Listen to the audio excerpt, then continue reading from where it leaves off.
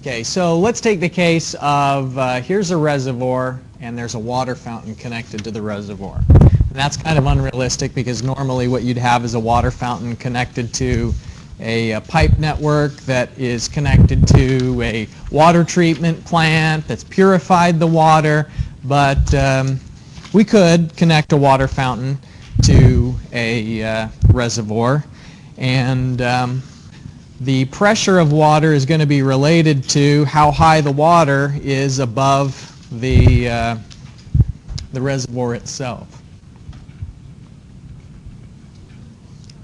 Nope, you don't need to start the program yet.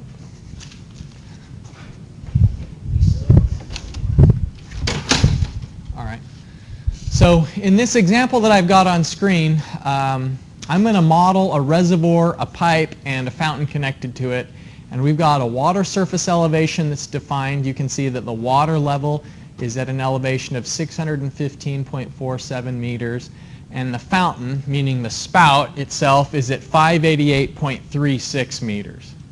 So we're going to take a look at what if the pipe connecting the reservoir to the fountain is 10 meters long, 5 centimeter diameter pipe made out of cast iron, and there's no water flowing through there. So we're going to use WaterGEMS in order to demonstrate what the water pressure would be at the fountain. You know, like how much pressure is there. Now you could calculate the hydrostatic equation just simply using delta P is delta H times gamma. And so you know that there's a difference in elevation between the water surface and the fountain, and so you could calculate the change in pressure that way. But the advantage of solving a problem like this in a computer environment is that then you can change the elevations really quickly and instantly calculate what is the new pressure. And when we start having flowing fluids, then you can't simply use the hydrostatic equation any longer. The hydrostatic equation would only apply when there's no water moving through the system. So before we push the button on that water fountain, when it's just static conditions, that's when the hydrostatic equation will apply. Okay, so at this point, you can go ahead and start up WaterGEMS. It should be an icon on your desktop of the tablets, or you may have to go through the programs to find it under the Bentley programs. But start WaterGEMS. And this is a program that you can download since Marshall has a site license for it. Students are allowed to download a copy of it from the Bentley server. If the problems persist over the long term that you can't get access to the installation files, I'll see if I can maybe pass around a DVD that has those. But has anybody successfully got the files from the Bentley website? Nobody's tried? You tried once and failed? I tried a couple different times last night. It said it couldn't process the request at that time. All right. Well, I'll ask the students in my hydrology class how they got it at the Bentley files, because I know that several of them maybe switched browsers and got it to work eventually or something. But so you start off on this screen, and it can give you some quick start lessons. I'm going to give you even a quicker start lesson. Those quick start lessons take a little while to go through, but you can get started using the program even faster than the hoops that they have you jump through. Start a new project, so this middle button, and then the first thing we need to do is make sure that it's in the right unit system, because it might be set up right now to calculate things in traditional units, meaning distances, feet, and so on. Looks like I'm getting a warning here that there's some new file format, and I don't really care about that. I'll just dismiss that message. If you get the same, you can also dismiss it. So like I mentioned, the first thing we have to do is take a look at the unit system. So I'm going to go to Tools, and you do the same, Options,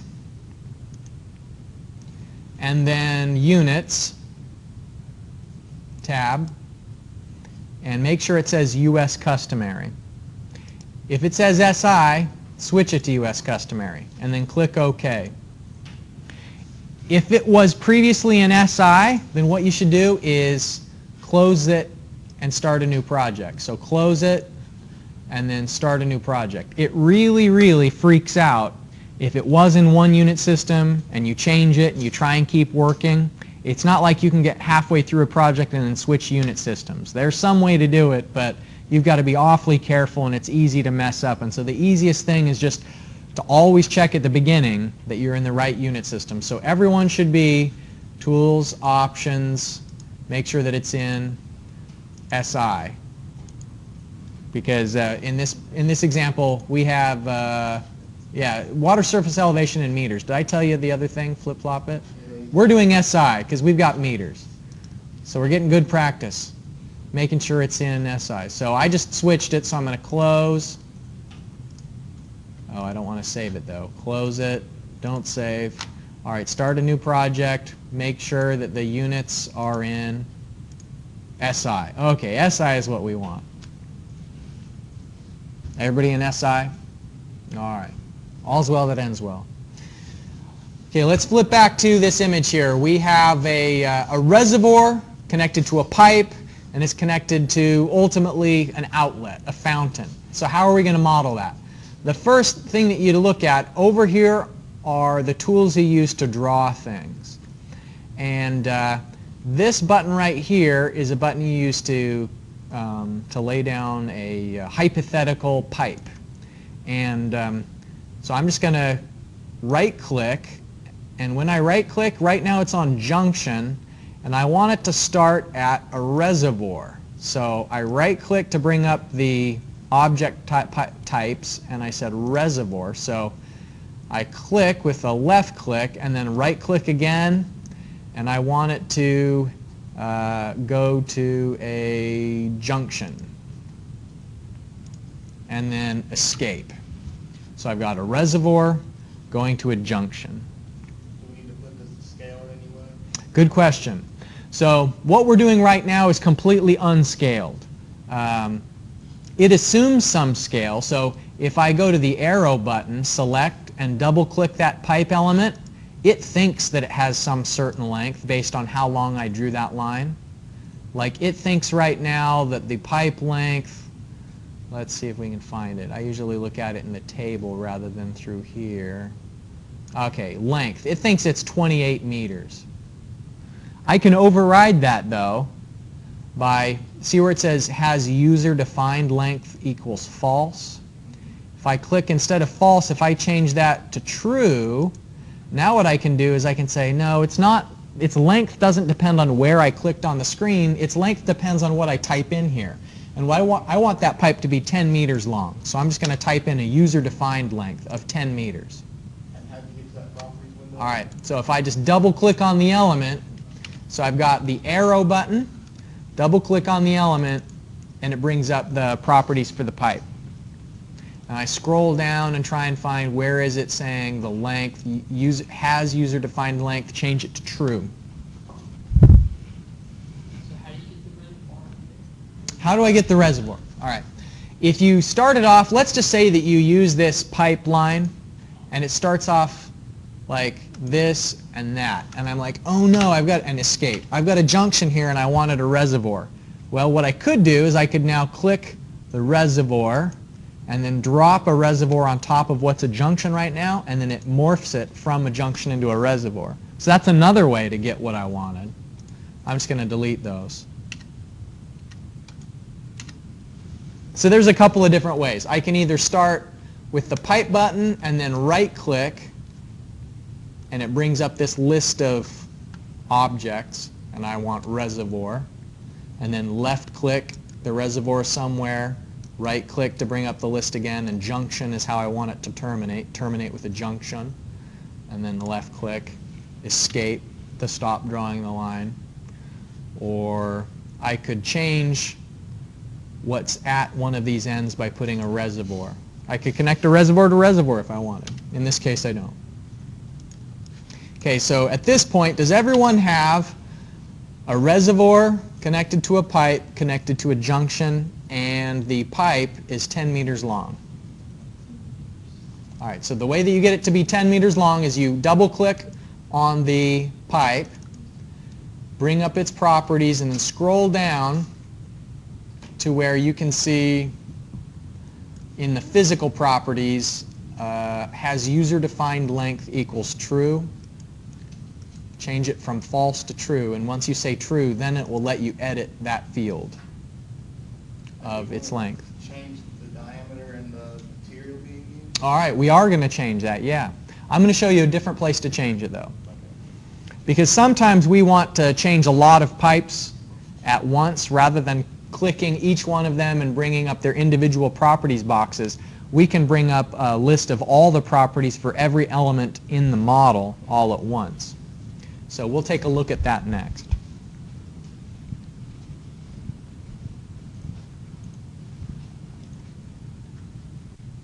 Okay, good. You got it. Yep. Anytime you set up a model like this, it's a great idea to save your work. So let's do that. Let's create a file, and I'm going to just put it in a temporary folder here. I'm going to call it Lab Demo 1. Save. And one thing I want to point out is if you look at what it created labdemo1.wtg, WaterGEMS, but then it also created this wtg.dwh file, and it created this SQLite. So if you tried to do an assignment and you only copy this onto your flash drive, this WTG, it won't open again. You need to have all three of those files. And so if you're moving files around or you're trying to email something to someone, email them all three files. And a good way to do that is you'd select all three of them and then right-click and send to compressed zip folder, and it'll create an archive that's small. See how this SQLite file was 4 megabytes? Well, if you archive it, it packs down really nice and small to just over 100 kilobytes. And so then it would be easy to email somewhere. So save your work. If you've got a jump drive with you, that's a great idea to save. Those trucks are so loud. All right. If you've got a jump drive, it'd be a good idea to save this on your jump drive so that you can come back for the assignment I'm going to give you. It's a little lab assignment, and you'd have like a starting point, you know, so you could look back at what you'd done today. Mine didn't pop up the same one as yours. I just got this regular lab demo 1, then lab demo 1.wtg.dhw, Uh-huh. and then lab demo 1.wtg. It didn't give me the SQLite? yeah. It may be that you can't see it because it might be, you know, that's actually probably what it is that this is a hidden properties file. Like I have this to show me even hidden files. Yeah, it's probably that. All right, so I told you that there's a way to pull up the properties in a table, and so go here to, see this is a very important button. You see it looks like a table with a triangle next to it. Click on the triangle. It's called Flex Tables. Don't click on the button, click on the triangle, and what we're going to want to pull up is the pipe flex table. If you pull up the pipe flex table, you can see that it's got a lot of information about that pipe. It's got its scaled length, which is based on how long the line was that I drew. But then if we scroll over, it should also have my user-defined length, a checkbox to indicate that yes, it's user-defined, 10 meters that I entered in. All right, we want to enter the other properties that we know for this pipe. We know that it has a diameter of 5 centimeters. So let's scroll back to diameter. See how it says diameter in millimeters? Well, it's easy. We could just type in 50 millimeters, and that's the same as 5 centimeters, right? Or sometimes if you want to change the units, you can just right-click up here where it says diameter, and then units and formatting, and then see how it says unit millimeters? Well, we could change it to centimeters. And then it automatically changes that over to centimeters. And that's useful when you're doing traditional units especially, you know, like inches versus feet for pipe diameters. Sometimes if you've got a very large pipe diameter, then it's a little bit awkward to think of it in terms of how many inches is it. You know, if it's like a 4-foot diameter pipe, you don't want to be thinking, oh, 48 inches. And so that's how you change the units, is you just right-click, units and formatting, and then you can adjust it that way. So I've got 5 millimeters, and what's the other thing we know is that this is cast iron. for material right now, what it's saying is ductile iron. So if I click in there, and then the little area where it's dot, dot, dot, it brings up a table. I'm going to not double click, get into the material library table, and it's got all these different materials, things that pipes can be made out of.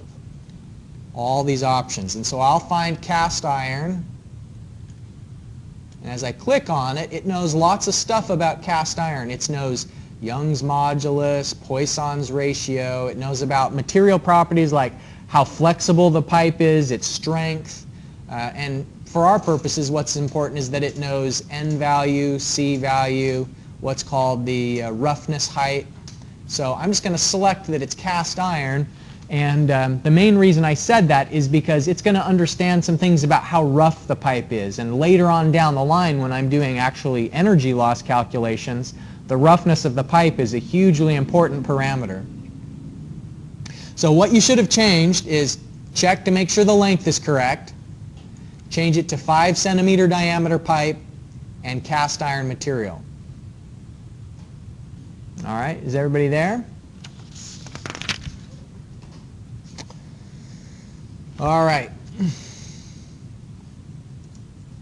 So now what we want to do is specify where the water elevation is in the reservoir. So double click on the reservoir, bring up its property of tables, and the elevation of the reservoir, the physical elevation for this, 615.47. That was what's given in this little example we're working. So 615.47 is the elevation of the reservoir. We can close it and it saves it. And double click on the junction, and we can specify the physical elevation of that junction is 588.36, and close it. Now the same thing, just like it had that flex table for pipes, there's also a flex table for junctions. So if I pull open the flex table for the junction, I can see the elevation that I just entered in the individual property window for that junction.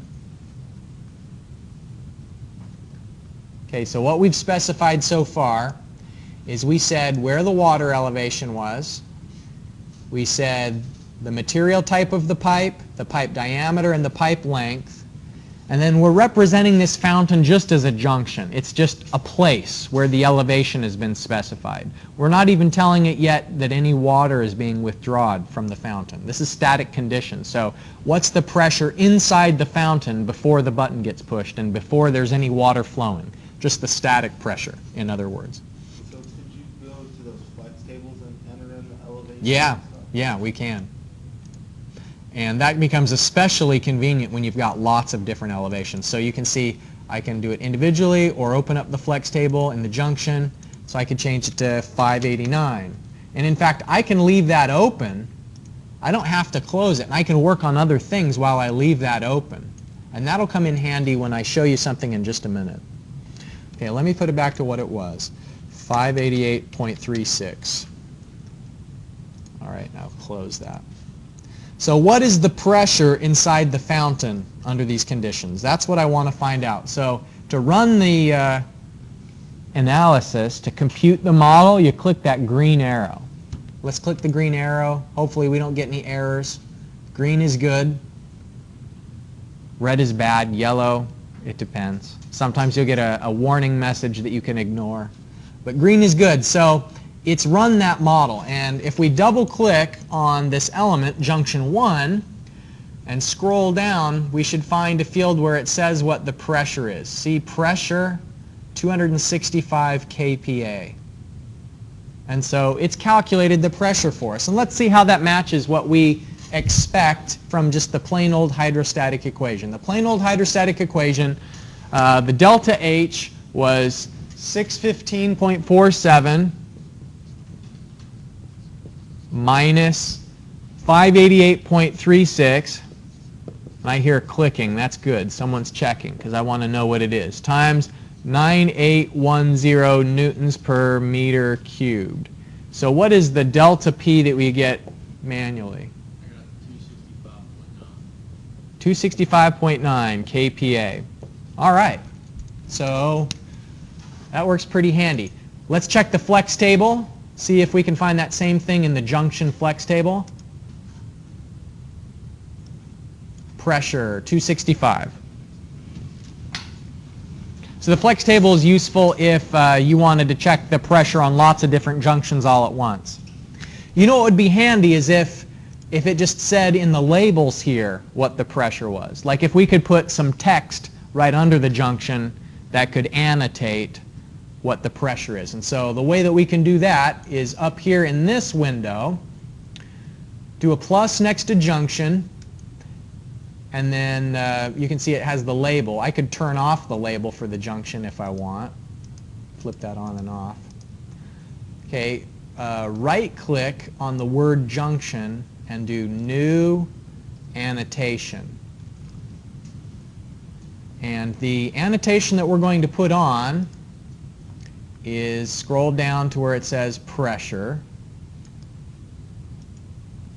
And then I could put in a prefix here, like I could have it say P equals. And then it'll put in the pressure, and then it'll do this suffix. %U means then units. So if I apply that, then it does it sort of in the way a little bit. And so I'll use this offset. I'll say maybe if it's offset X by 5 and offset Y by -5 and apply that. That gets it out of the way. Maybe a little further than I want. 4, -4, apply. Maybe I'll do 3. I'm kind of picky when it comes to annotation. All right. So that's pretty sweet.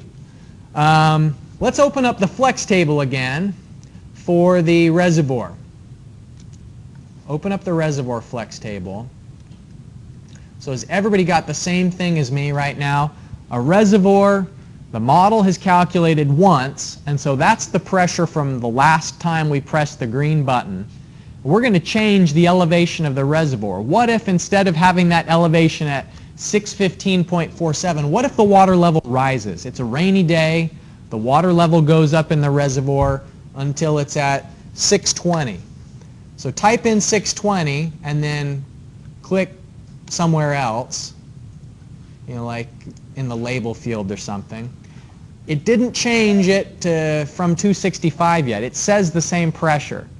But the reason why is we just haven't calculated the model yet. So click the green button and it'll recalculate with the new values, and it automatically updates the pressure label to 310 kilopascals. And so that would be the new pressure at that junction. And maybe it would be useful if I also annotate the elevation of the reservoir. So let me right-click on the word reservoir over here, right-click, New, Annotation, and I'm going to have it annotate the elevation and apply. It does it in the wrong spot, so let me move it over with an X offset of -5 and a Y offset of 3. That's in the right spot. That's good enough. Okay, and so now I could play around with this elevation, you know, like what if I wanted the pressure here to be 100 kilopascals? So I can just play around with the elevation, execute the model, 114. I need to go a little bit lower, so maybe I'll say,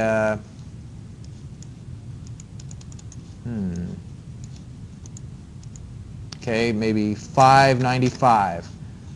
And have it run the model again. 65, that's too low. So you get the sense for, in a design environment where design is iteration, you know, doing things over and over, trying to optimize and find that perfect operating point. In design, a program tool like this is very useful because you can change things around really a lot and hone in on what you're looking for. All right. So let me see. Has everybody got that? An annotated map. You got some pressure going. Excellent. All right, look at the back side of the paper that I gave you. Here's some questions. This is going to be your next lab assignment, is to answer the following questions and then print cropped screenshots. So let me show you how you can do a screenshot. There's a button on your keyboard. It says print screen. It's next to F12 usually. If you press that print screen button, and then you open up a Word document, then you can paste the screenshot that you have just taken into a Word document and crop it down and size it the way that you want and print it out. And it's an easy way of providing someone with what it looked like on your screen. So I'll just do paste, and it pastes that screenshot, and then if I click on the image, then I can format, crop, and crop down the edges of just what I want to show, and then make it smaller. And so there's a screenshot showing, you know, a certain thing that I did on the computer. So what you're going to be turning in is a screenshot of certain things and then typed explanation of other questions. Okay, let me go back to the program and show you a few other things that you can do with WaterGEMS. We can change it so that we're not working with water. Go ahead. How did you change your pressure annotation there to round up? Instead of what is you're showing, a decimal? Yeah. Probably if we go to right-click, edit, I guess there's a precision field somewhere. I'm not sure. It might just be... Because mine looks exactly like... How many digits of precision is it showing? 1? That's fine. It might be that if you go over 100, it automatically does that. Like, let's see, if I drop my elevation down to 590 and execute, oh, I don't know. It's probably just an option somewhere, like a labeling option. Round, here it is. It's probably, you know, round to nearest meter. There's a corresponding thing on pressures, round, if it should round or not. Don't worry about that, though. It's fine whether it rounds or if it doesn't round to the nearest kilopascal. Okay, a couple of things I want to show you. First of all, you can change. Right now it's doing these calculations based on water. What if it was something else? And so here in analysis, calculation options, steady state solver, and then let's see, steady state solver, base calculation options, hydraulics. No, it's got to be here. Base calculations office. Oh yeah, all right. So that top one, and then you can see it's saying right now that the liquid is water at 20 degrees Celsius. Well, what if instead of water, if I click in that field, this gives me this little dot, dot, dot off to the side. That means there's other things to choose from. I could choose from the liquid libraries, and I could see what happens if that's mercury instead of water. So I'll select, I've got a big reservoir full of refreshing mercury that's going to a water fountain, and I want to calculate the pressure. So I've changed it to mercury. I click compute, and now the pressure is going to be high again, because remember, mercury is so much more dense than water. So I've changed the gamma in the hydrostatic equation in that way. The other thing I wanted to point out is that here in Tools, Options, no. Well, yeah, all right. Let me show you something in Tools, Options that sometimes these symbols will be either too big or too small, and you can change the size of them through this multiplier here, the annotation multiplier, so it's under the Drawings tab. If I change it to 3 for the symbols and the text, and then apply, it's going to make the symbols and the text a lot bigger. See how big they got all of a sudden? So if they're too small or too big, you can adjust that under Tools, Options, Drawing, and use annotation multipliers. And it goes back to normal size again. And another thing that you ought to be aware of is under Analysis, Calculation Options, Steady State Solver. So double click in the base calculation options. up at the top here where it says friction method is Hayes and Williams. When we actually start doing calculations that involve moving water, like so far we're just doing static conditions, when we have the water moving, we'll have the choice between Darcy-Weisbach, Hayes and Williams, and Manning's. And they're in order. The Darcy-Weisbach is the most complicated, and it requires the most calculations for it to find the answer. But we don't care if the computer has to do a few extra calculations. And so I just always turn it all the way up to Darcy-Weisbach. It's the most accurate way. It maybe take a fraction of a second longer for a large network to do the calculations. But for these static problems that you're working in this lab, it shouldn't matter one way or the other. But I usually just switch it on to Darcy-Weisbach and then calculate. It'll probably say the same thing. Yeah, still stays at 218 kilopascals, regardless of which calculation option. But if I actually had a specified a demand at that junction, then it'd be a little bit different. All right. So that's the only thing I wanted to show you. Is it's a very brief demo on how to use WaterGEMS. Now, it's installed on the lab computers here in this building. Also over in Gullickson Hall, you have access to WaterGEMS there. And so a week from today, I'd like you to work through the problems that are specified on the second sheet there. And do I need to go over again how to do a screenshot? Yeah. Is that zip file automatically save also? No, I created that myself. Now, you don't need to know how to create a zip file unless you wanted to email something to me. You know, let's say it's Saturday afternoon and you say, Dr. Wade, I can't figure out my WaterGEMS thing.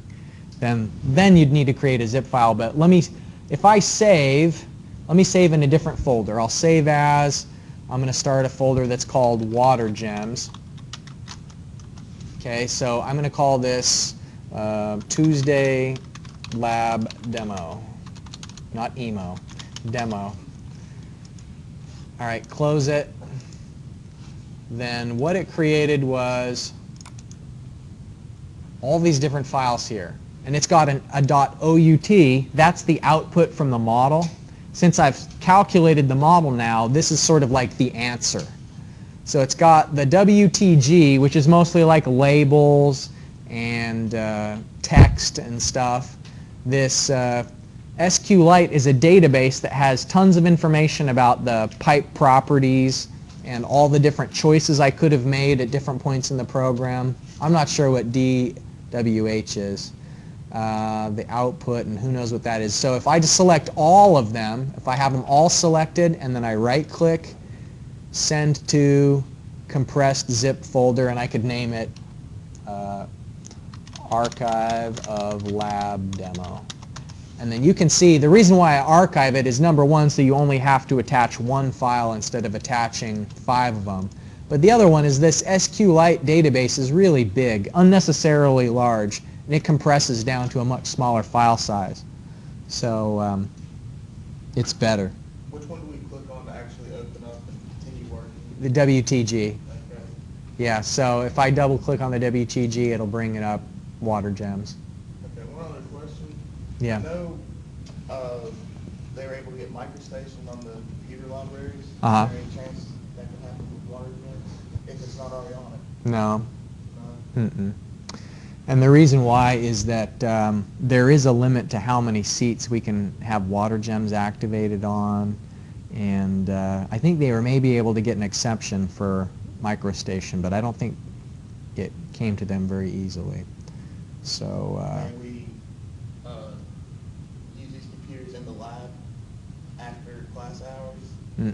So we just have to... use the Gullickson computers or these desktops or install it on your own PC. Okay, how do you know how like the Gullickson lab is open to them? That's a good question, because some semesters it's been open as late as like 9, 10 p.m. I'll ask and find out if there are people who are like student supervisors doing that again this semester. Well, let me check on that and I'll get back to you. If you make changes, it resaves, will that zip file automatically update? No, it won't. You remake the zip? Yes, I do. Yep, good question. All right, well, that's it. Please let me know if you've got any questions on that lab assignment. It will be due a week from today at the beginning of lab. You've got until 5 o'clock to finish those calculations that went from the hydrostatics lab we did last week. So I'll be doing this demo again at 3 and then should be back in my office around 4 if you wanted to ask me any questions before 5. All right, that's it.